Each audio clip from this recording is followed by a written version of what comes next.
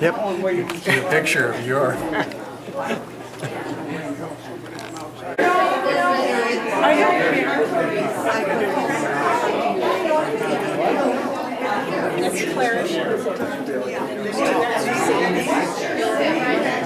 This is one place I don't want to be. I don't want my picture.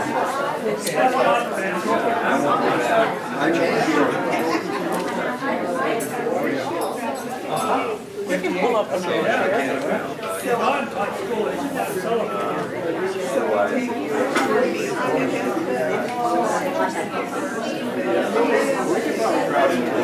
You going to help Steve up on that ladder? I did that once, about a month ago when we were practicing.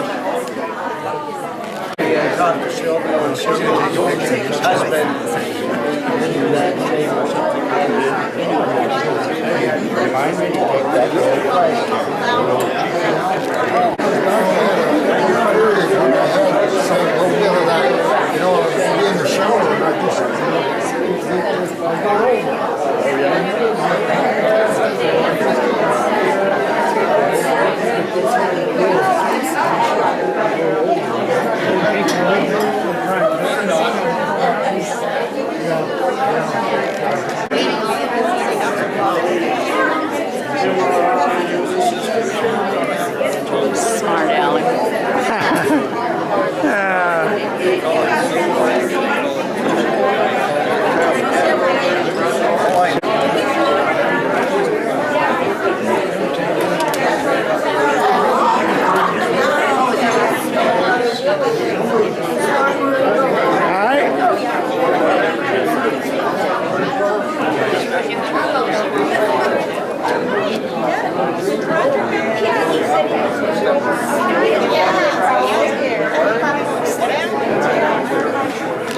He's not home.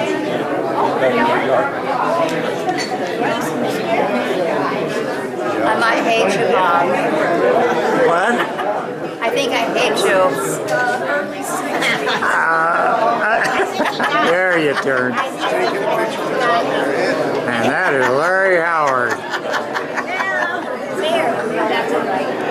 I seen you out in the yard today. Oh, she winked at me. I think she winked at me. Yeah, Bob, I did. It's not a wink, it's a tick.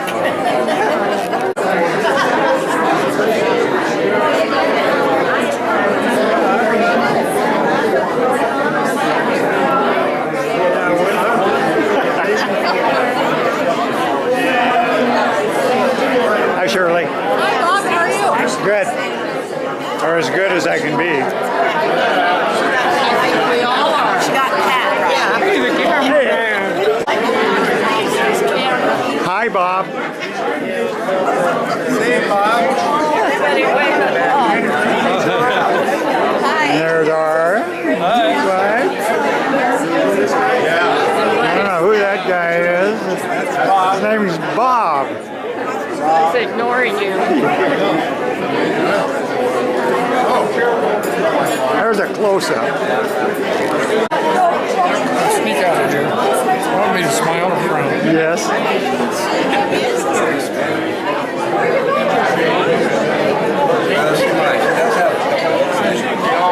Close up, close up. Don't you do that. Close.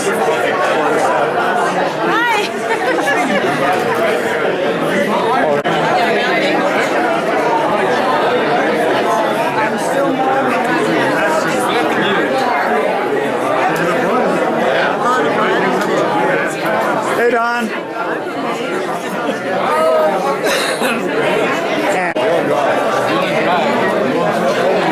Screaming down that hill over the bridge. Over the bridge. Yeah, he goes through. Your senior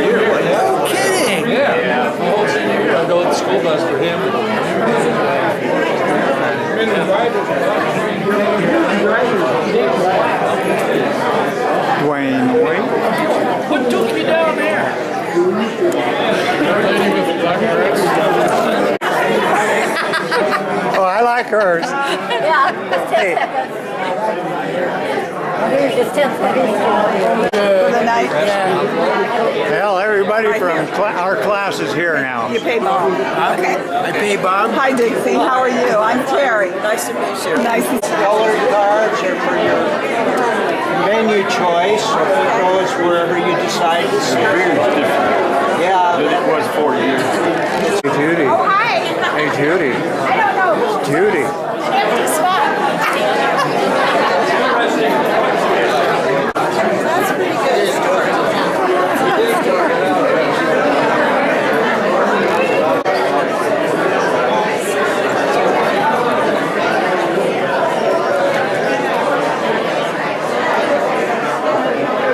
Okay, Dave.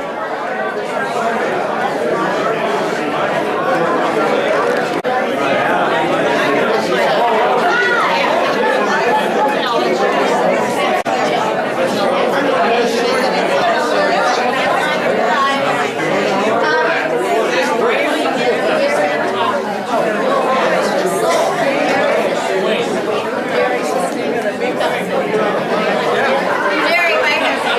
Right here. Right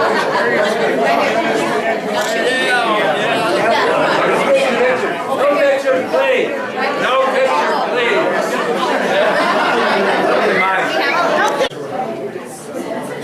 Everybody happy? And cheese. Larry said no. Okay, tell him 57, Okay, 58. We're gonna do one more. Oh, Need one the more. back row to squeeze in a little bit. A little bit more on Lowell's end, please. Yeah. Okay. Not sure I got you on those other ones, Lowell. Okay, last one. Oh, gotta have that. 1, 2, 3, smile. Okay. Thank you. Our damn bathroom looks like it's all pharmacy. Raised the temperature for this. Something's wrong. Directly behind you. Try directly behind you. Behind Sid Garrett, Diamond, Sid John. No, you're okay, John. You're okay. Yeah, right there. Okay, Tom C., if you could go a little more towards Dick. Yeah. Okay, if we could have your attention, please, for a few minutes. We're going to start our program. It was great having both classes come together like that, and everybody's been really helpful and cooperative. And especially, we got a lot of responses from people who sent in their forms but couldn't come for different reasons. And so I'm going to read you what Janet Wyndham Westland wrote. She sent me an email yesterday and said, "Hope you all have a super fun time. Everything looks great in the email I sent. Even the people with a smiley face will be there in spirit. Cheers, Jen." So we got lots of notes like that from people who could not attend for various reasons. Janice? Okay, what I was going to say is, I'm really happy that the class of 57 came together, because it seems like we were a family anyway when we were going to school. We have the same teachers, we have the same sports. Some of our people dated your people. And some of ours even married your class. So anyhow, so it all seems that this would work well. I'm so happy to have us. Okay, Terry or Howard?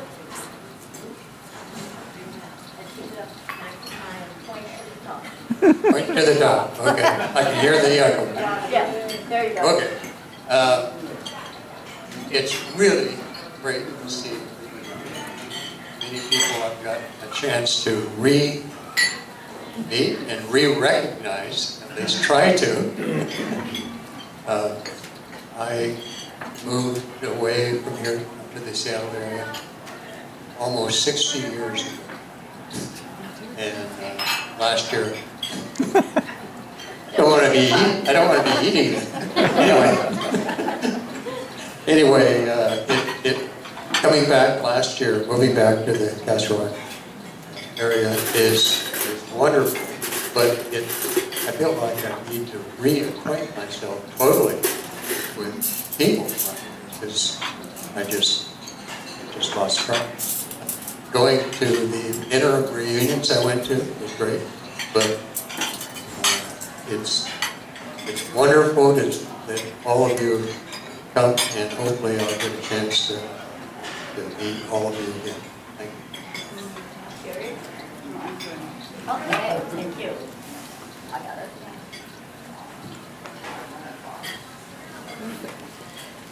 And next we're going to have Jean come up and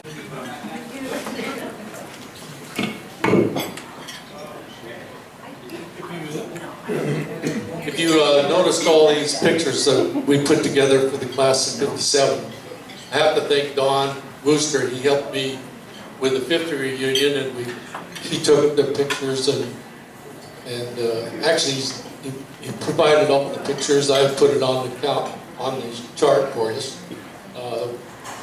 They're in sequence. First we lost Janice Jarrett, Dan Reister, Joyce Lund, Joyce Crawford, Mike Thornsberry, Gerald Fox, David Waken, Ronnie Moore, Melvin Johnson, Rich Skosma, Jim Terry. I don't think Jim graduated with us, but he's part of our class. Rodney Thomas, Ken Johnson, Carol Alberti Dahlberg, Patricia Burton Rowe, Henry Kaut, Richard Richardson and Eugene Speakman, Paul McCulley, Gary Marlowe, and Mel Wheeler. I'd like to have everybody a minute of silence in memory of our fallen classmates.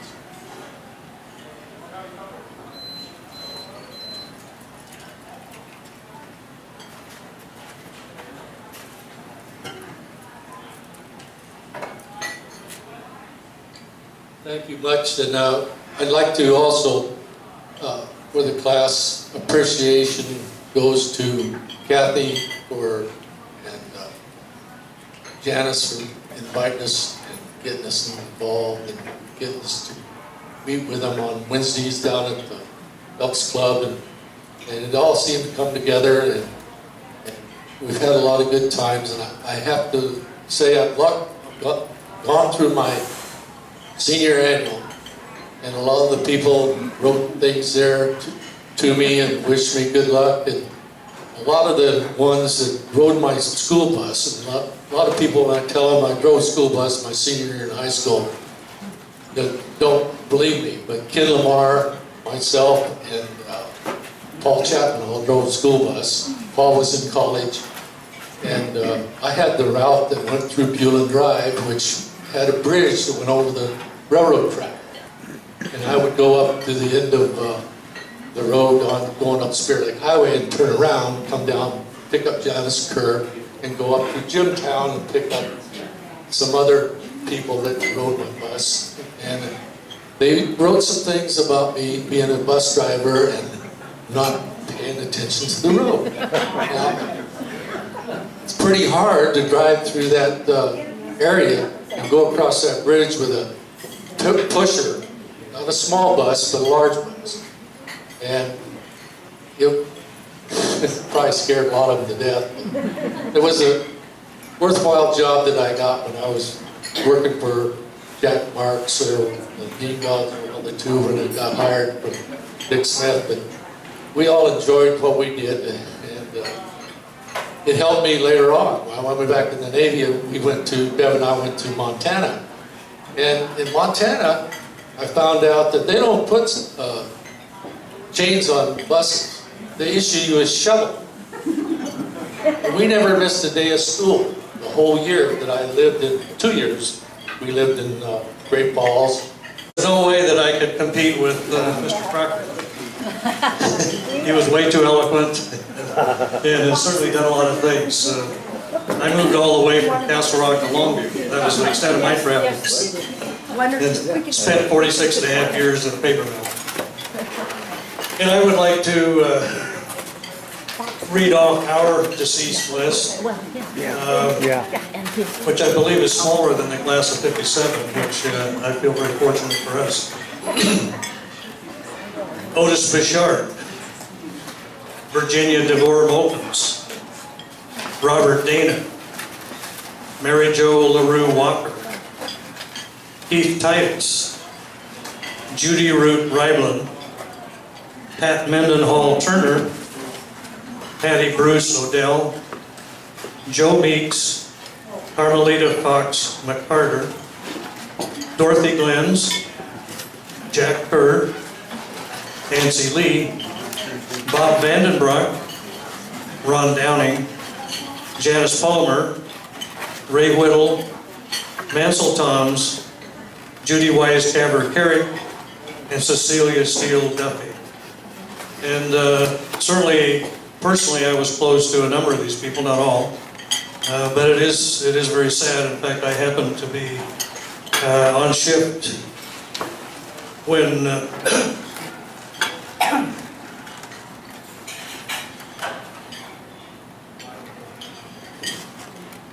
when Keith Titus passed away. He was killed in an accident on a paper machine he was operating, and we actually rode to work together that night. And I had the unfortunate responsibility to help pack him out of the mill. Very tragic time. So certainly all of these people passing touches someone, and he was particular to me. And that's all I have, Kathy, other than I will say that these groups would not be together if it had not been for Kathy and Janice. We wouldn't be here tonight. Thank you, Dick. Right. Of our museum speaker, Stephen Warren. He's going to regale you with some stories. The reason he doesn't have any hair is because he got scared driving on the bus. Thank you, Kathy. Well, I'd say again, it's great to see so many of you made it here tonight. You're the ones who are left standing. You're the survivors. It's sad to see our gatherings dwindle from year to year, decade to decade, really. And we notice how many we have lost in the passing years. So the class of 58, particularly pleased to have our tables filled out tonight by the class of 57. You probably thought we asked you to join us because we like your company, right? Well, you're all that's keeping us from having to Shanghai homeless people off the street to fill out our numbers now, so otherwise we'd be here in a half-empty room. We used to give out an award at our reunions for the person who had changed the least. Sit tight. Now we probably should give out the somewhat recognizable award, don't you think? The challenge is even greater now that the class of 57 has joined us. No, it's not because you're a year older than us. That couldn't be it. It's just that we haven't seen many of you for quite a while. Yeah, that's it. Tonight I noticed a lot of hearty, hey, how you doing? Good to see you. Been a long time. All the while, people are trying to sneak a peek at the name tag to who the heck is this I'm shaking hands with and clapping their back. Good genes and good life choices have helped all of you to be here with us tonight, as well as some luck of the draw in surviving the things we did wrong. Speaking for myself, I know that for a few of us, it's more about the luck. Certainly wasn't because of the great choices we made always back then.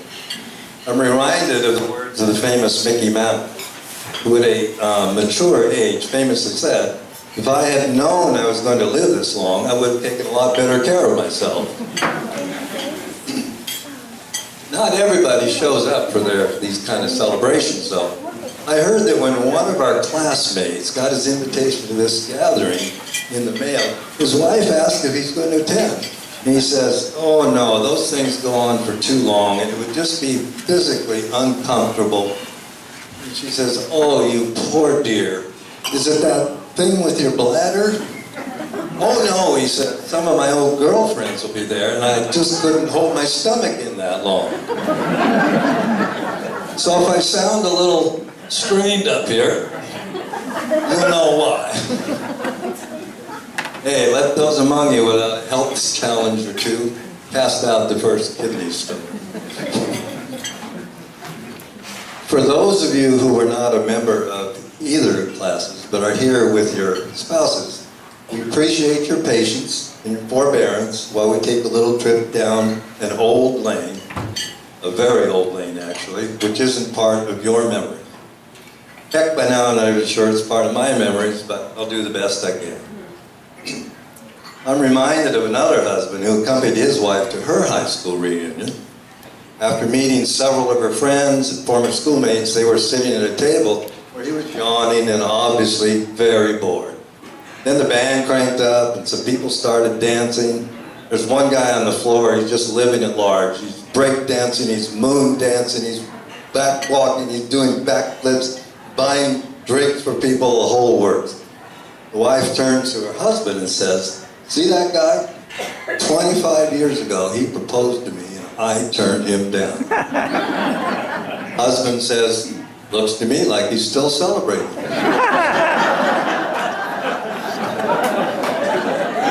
And that's when the fight began. Now, I know for a fact that wasn't anybody in our class. For one thing, I don't think anybody here could do a backflip. Well, okay. Maybe somebody might be inspired to try one, but I'm absolutely sure nobody could do a second. Maybe some of you have seen a bumper sticker that says, "If you can read this, thank a teacher." For a small school, I think we were very fortunate to have a lot of fine and very dedicated teachers. I think some of them were an inspiration for such a large contingent of people from our classes who went on to become teachers themselves. Perhaps like me, you wish you could go back and thank a certain teacher, or a lot of teachers in fact. Here are a few I wish I could now thank. I know all of you have a list that you would probably feel the same way about. I can still hear Floyd LeBaron's voice in my head anytime I'm backing up, and it's saying, "There's only one speed in reverse, horn, and it is dead slow." Or I still hear his instructions for parallel parking, which still allow me to get my crew cab truck squeezed into a tight space. I never dreamed that the keyboard skills Miss Jones taught us would play such a large part in my career. When I was in the Air Force, it kept me out of after-hours typing classes in 110-degree heat of West Texas. Those skills later allowed easy communication with Myriad computers when I was at IBM. I wish I could tell her that now, and to apologize for calling her Shaky Jones. Gene Sereno sometimes relieved the dryness of U.S. history classes with his Tales of Alaska. At our 45th reunion, I was able to thank him for influencing me towards Alaska, where I have lived the past 54 years. He told me that Castle Rock hired him sight unseen right off a commercial fishing boat in Alaska. He said he asked if they wanted a personal interview first, and the school board said no. He said, "These kids ran off the last 3 social studies teachers, and anybody who could survive the rough and tumble of fishing in Alaska could probably handle Castle Rock kids." And they were right. He then asked me where I was living in that huge state, and I told him it was the town of Homer. I was blown away when he replied, "And that's where I fished." Just the other day, I needed to solve some geometry problems for the roof of a cabin I'm building, and I thought of the stimulating and challenging times in Chuck Blody's geometry class. And I regretted calling him Coach Blody. Who knew back then that being able to communicate clearly could allow someone to leap ahead of many who were technically superior? So it was our English teachers, more than our math and science teachers, who made the most difference in my life. Ken Bonnell was a very good English teacher, but I skipped his Spanish class at Castle Rock because I thought I needed to save myself for a useful language. I knew I'd never, ever need a minor language like that. Well, the Air Force decided Russian would be a language useful for them, at least though its usefulness today is much less in doubt, unless you need to learn to say, без говора с Россией, which means no collusion with Russia. Now, Spanish I thought was beneath me, pure karma. I now have a wonderful son-in-law from Peru and a delightful daughter-in-law from Mexico City. I thought Ivadel Dykeman's journalism class was an easy way to fill a vacant period. I never dreamed I'd end up as a regular columnist for the local paper in Anchorage. And I wish I could thank her for that today. We just lost Wes Hansen, but who knew this quiet and very capable teacher was a fighter pilot? I had to read his recent obituary in order to find that out. And how I would have loved to have been able to talk to him about that chapter of his life. But at our 45th reunion, I was glad to be able to tell him that the lessons I most used from school were the ones I learned in the shop classes. And I used them to build 3 houses and 2 cabins and avoid mortgages altogether. Well, I didn't get to talk to him about being a fighter pilot, but we did have a shared experience that was a little akin to that. I needed a project in shop, and I decided I'd try making boomerangs. As you know, they were invented as a hunting weapon in Australia. In the early years, they weren't meant to come back, like we think of a boomerang, but to go straight in line and kill something like a kangaroo. Well, after trying several designs, I ended up with a lamination of 3 layers of mahogany and 2 layers of a new material called fiberglass. Anybody who took shop knows that mahogany is dense and heavy. Strong maybe, but possibly not the best choice for a whirling object you want coming back at you. Well, Coach Hansen was intrigued. He wanted to watch me throw it out on the football field.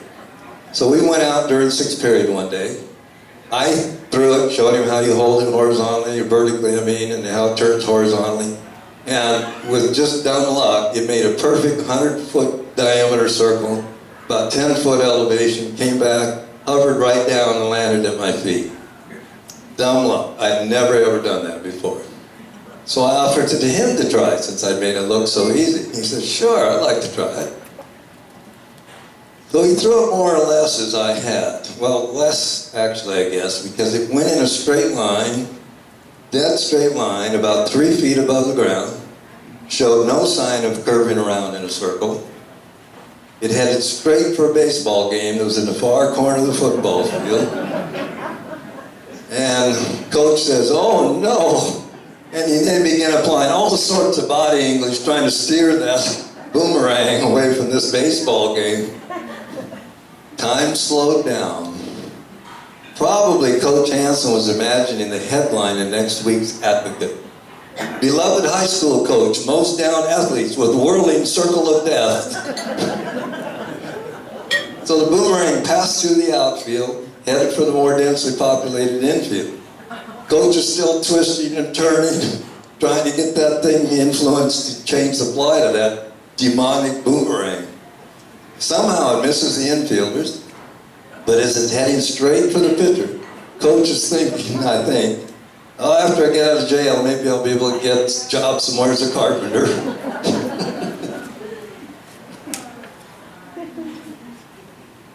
So the boomerang, just as it was heading for the baseman, the infielders and the pitcher, actually was headed right for the pitcher, suddenly just levitated about 6 feet straight up in the air. It must have hit a gust of wind.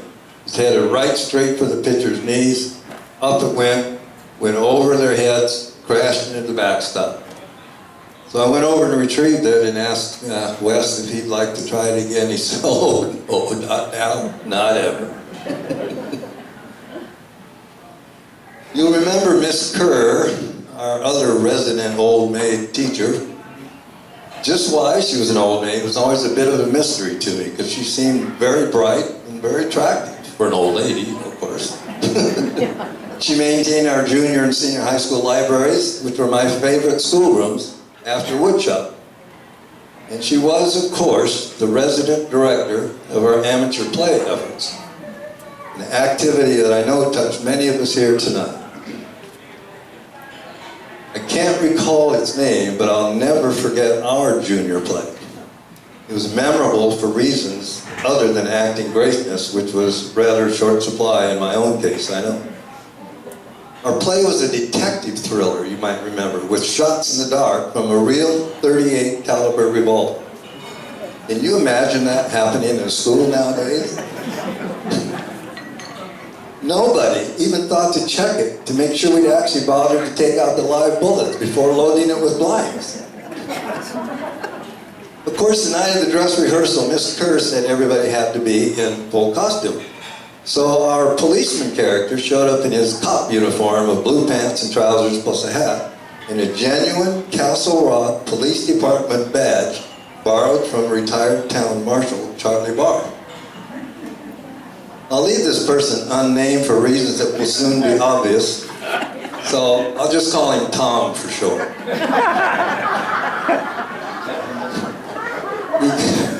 So he came to play practice in a Ford several years old with black walls, not a hint of chrome on it.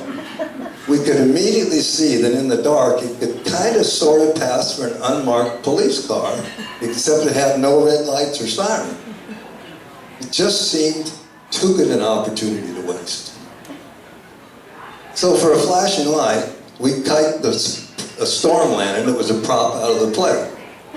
We borrowed a scrap of red cloth from Judy Waite, tied it over the lens of the lantern, and we were all set. Well, a tipsy driver is a vulnerable driver, so the obvious place to look for a victim was right outside the Oasis Tavern. Didn't take long for a patron to wobble out and get into his car, which was parked right in front of the tavern. And, great stroke of luck, he had a taillight out. So this Tom person, character, pseudonym sort of, got right on his bumper like George Eaton used to do, if you remember that. We followed him out of town, lights on bright, out past the Chancellor Davis service station. Time to pull him over. Tom held the lantern out the window with the red light on with one hand, and he honked the horn with the other, going beep, beep, beep, beep, beep. That was our siren. I'm not sure what he was driving with at the time. Another cast member, I'll just call him Richard for short, and I were hunkered down in the back seat.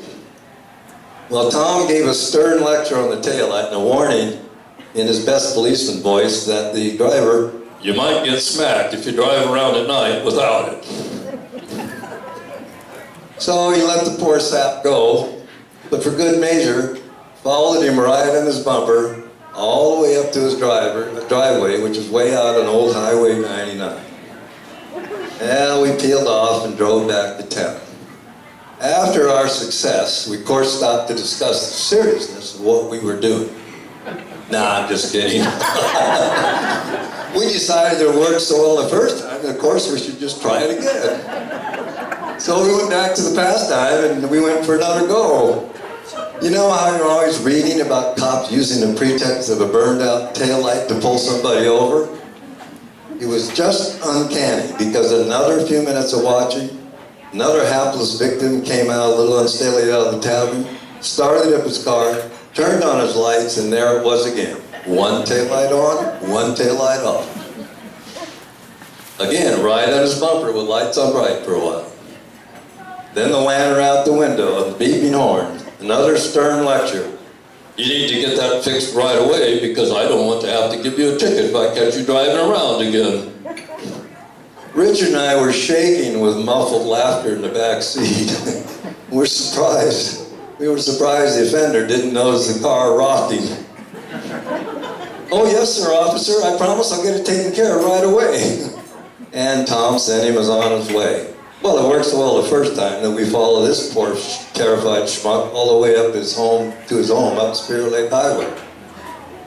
Had we thought for a moment, we'd have all realized that we were far out of Castle Rock police jurisdiction, and that this stretch of road was actually patrolled by the Washington State Police. what's the worst thing that could happen? Obviously, an expansive thinking wasn't a strong point of our teenage brains at that time, but we did decide to quit while we were ahead and call it a night. At least you can give us credit for having had the good sense, well, sort of good sense, not to include the Play's .38 revolver to make the uniform even more authentic. Either that or we just didn't think about it. Had we been busted, we could always have claimed that we were merely method actors preparing for our starring roles. Well, I've just barely delved into my trove of wild tales from our days in Castle Rock schools, and I know many of you have equally hair-raising tales of school adventures, and that each of you would have kind words for the teachers that were most influential to you. I wish we had more time to go into all of them, but all good things come to an end. The dinner I'm talking about, of course. At our 45th reunion, I quoted Adlai Stevenson, who had said, "People who are unhappy do not go to reunions." So I'll say it again, more than you might realize. The mere fact that you're here tonight says a lot about you and your approach to life. Keep up the good work, and thank you.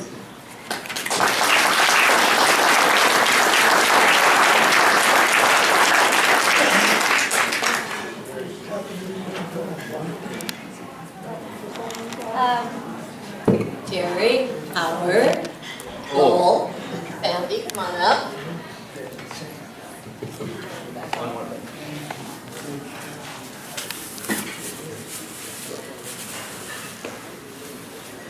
Oh, he's got a special surprise. I'll show you how you go. You hold it like this. Okay, thanks, Steve. All right. Lowell, Sandy, come on up.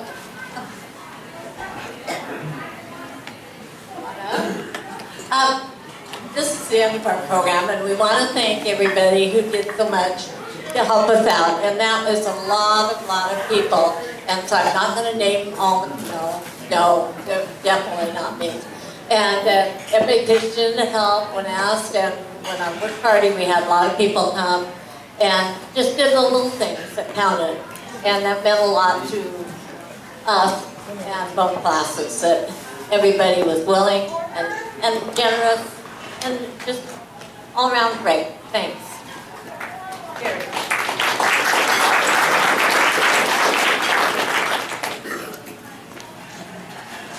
I, of course, want to thank Kathy and her class. They not only helped Kathy, but they helped me with our class, and Howard, and Lowell, and Sandy. I don't know where we would be without someone who knows someone, who has a phone number or a name that really helped us, because so many people no longer have landlines. So that was really difficult for this time, at least for me and our reunion. So I want to thank everyone again, and I'm really glad that we can get together and combine our reunions. We really appreciate the class that we came for that. Thanks.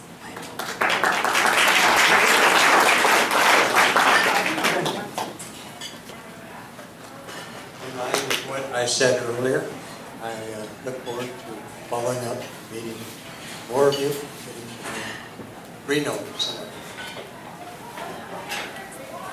Create some mutual understanding. So thank you, and again, I want to thank Kathy and Bob. Yes. They were magnificent in organizing things and getting us on.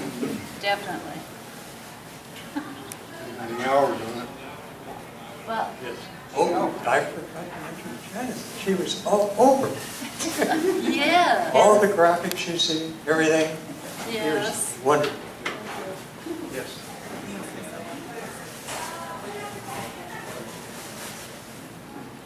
Okay, I'm the last one on the agenda, so I'll relax a little bit. I have a surprise, and I'm going to have two people come up front. Dick and Ken, I would like you to come to the front. See that? Get up. Okay. So I'm really happy to see all of us together. I think it was a success to put the two classes, and they worked hard. We worked together. They came to our workshops. They came to my house. They came to Kathy's house, and I think we all got to know each other better. I thought we had so much fun together.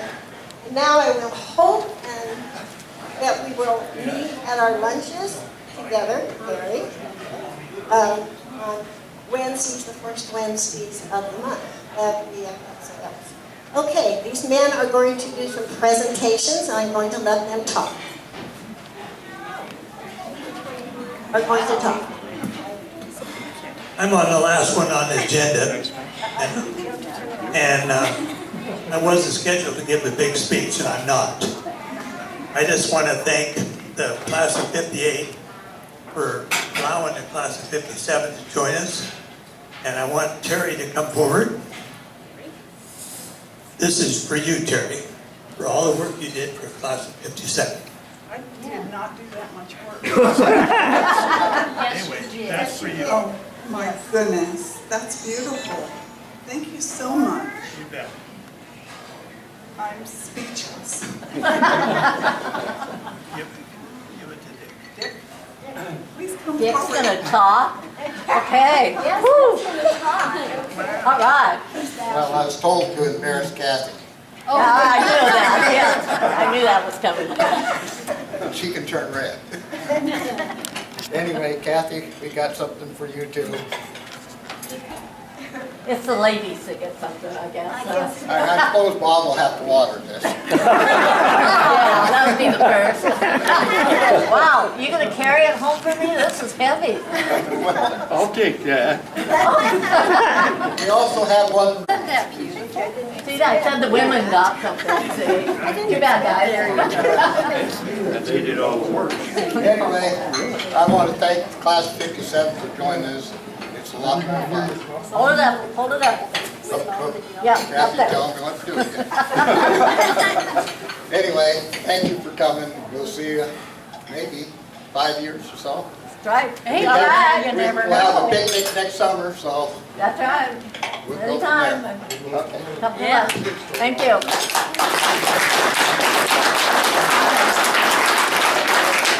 I'll let Kathy talk last because she's really the one who got all this together. No, I'm just bossy. That's what they tell me. Okay? So, thanks again, and hope to see you all at lunch and next time. Thanks.